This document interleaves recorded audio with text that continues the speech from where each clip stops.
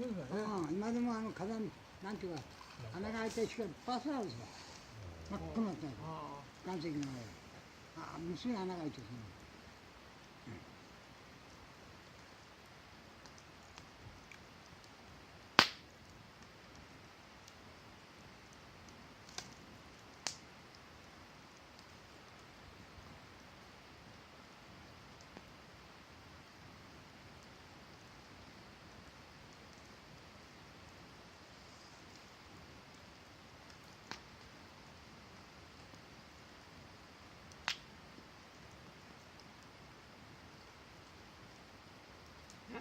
天草は熊本ですかね。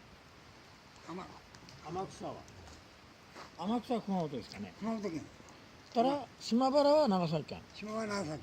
島原長崎。もうあれで天草と島原見ると花咲やし。花咲でしょ。船行けばすぐ着くやん。ああいうなってる